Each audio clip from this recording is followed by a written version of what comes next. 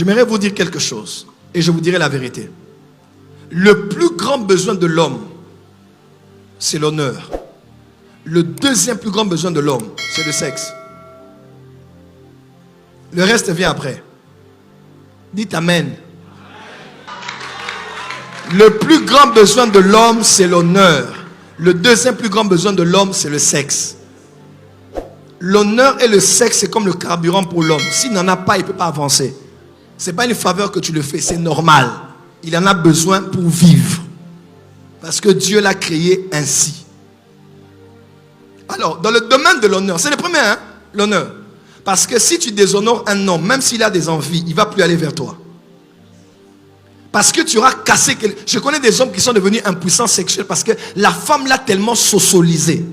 Donc, quand l'homme vient sur toi, il ne se sent même plus homme.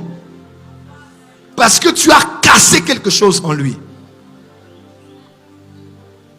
Dis Amen bien. Hein? Le mari et la femme sont comme Christ et l'Église. Ce que l'Église fait pour Christ et Christ fait pour l'Église, c'est ce que la femme doit faire pour l'homme et l'homme doit faire pour la femme. Comme Christ s'est donné pour l'Église, nous aussi, nous devons nous donner pour nos femmes. Dis Amen bien. Comme Christ pardonne l'Église tous les jours, nous aussi, malgré leur vie, la femme est bizarre. Tous les jours, tu dois la pardonner. 77 fois, 7 fois. Comme Christ nous pardonne l'Église, comme nous aussi les hommes, on doit pardonner les femmes. Comme Christ te supporte, tu dois aussi la supporter tous les jours. Parce que des fois, tu te poses la question, pourquoi ça fait 20 ans que je ne confesse que les mêmes péchés? T'as déjà remarqué ça? Depuis que tu es de nouveau là, il y a des péchés jusqu'à aujourd'hui, tu les confesses. Est-ce que Dieu t'a exterminé de la surface de la terre?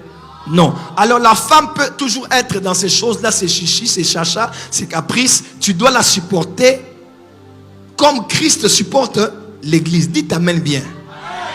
Tu dois mourir au travail, à la croix du travail, jusqu'à ce qu'elle mange. Tu dois mourir en 24 heures de jour. Mourir en mission. Ça, c'est ta croix. Pour que ta femme ne manque de rien. Dites Amen bien. Dites Amen bien. Mais la femme aussi.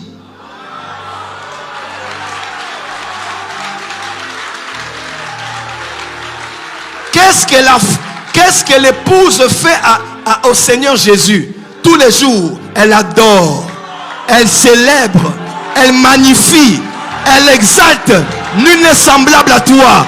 Dans les cieux, sur la terre, dans mon bureau, parmi mes ex, à l'université, au quartier, il n'y a point d'homme semblable à toi. Sois élevé mon mari, sois exalté mon mari, sois magnifié, sois élevé, sois élevé. D'ailleurs, je te donne l'offrande, un peu de parfum, un peu de téléphone, un peu des unités, un peu de costume. Où est la femme qui fait l'offrande à son mari ici? Ah, dites Amen bien.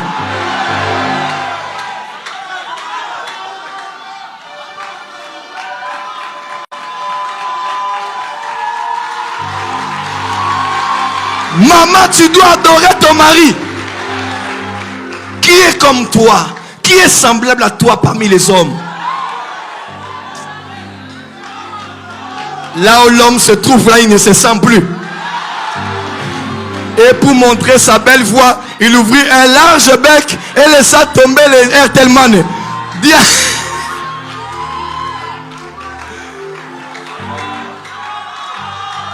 Oui. L'homme aime des bonnes paroles, des paroles d'adoration, des paroles de louange, de magnificence, d'exaltation. Est-ce que c'est pas ça?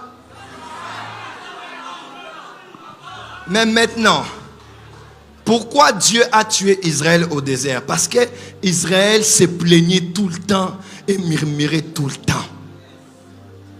Dieu n'aime pas les murmures. Comme les maris n'aiment pas les murmures et les plaintes et les querelles et les disputes.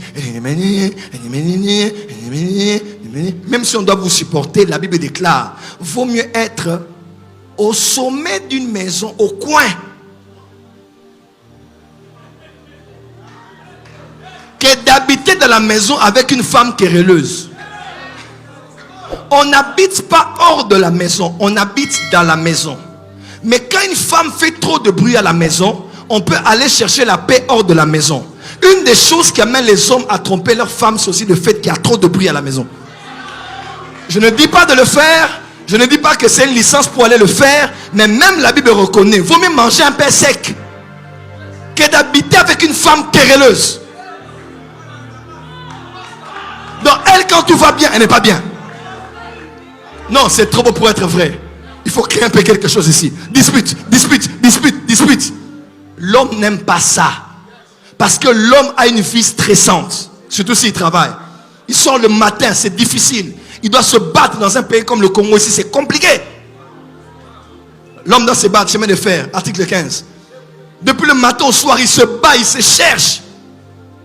Il s'est dit, quand je rentre à la maison, je trouve un lit propre.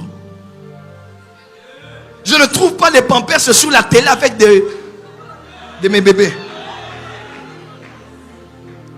Mais à peine il arrive, on n'a même pas attendu qu'il se repose. C'est déjà, il faut payer ça, il faut donner ça, il faut rendre ça, il faut rendre ça. Même à 3 h du matin, tu te réveilles.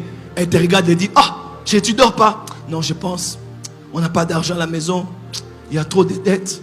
Papa, elle te console, elle prie même pour toi, Seigneur, fortifie mon mari. Il n'a pas d'argent à la maison, Seigneur, aide mon mari, Papa Yahweh. Seigneur Yahweh, Papa Yahweh. Aide mon mari, Seigneur Jésus. Alléluia. Yang habita, alléluia. Et il s'endormir. 5 h du matin, 5 h 36 h. Les enfants viennent. Maman, il faut transport. Oh, il faut foutre un minerval. Elle va encore vers le mari.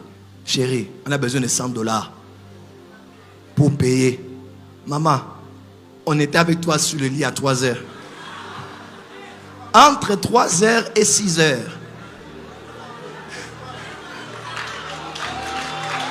Je suis sorti. Je suis sorti à quelle heure et quand? Ou en voyage astral pour prendre les $100 et donner. Je t'ai dit que je n'ai rien à la maison.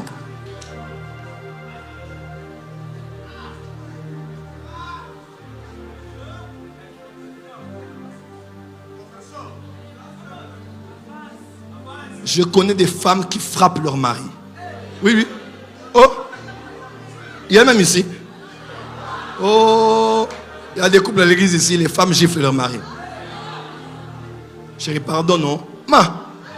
Je pardonne, non? Ma. Ah, chérie, c'est un mal, non? Ma.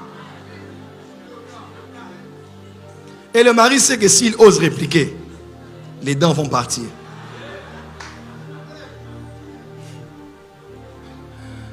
Frère, Moïse n'est pas entré dans la terre promise à cause de la colère. Là où il faut parler au rocher, il s'est fâché.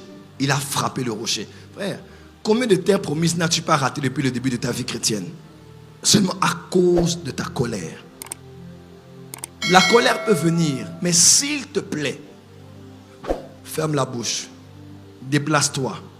Pleure même s'il faut pleurer. Prie, mais maîtrise-toi.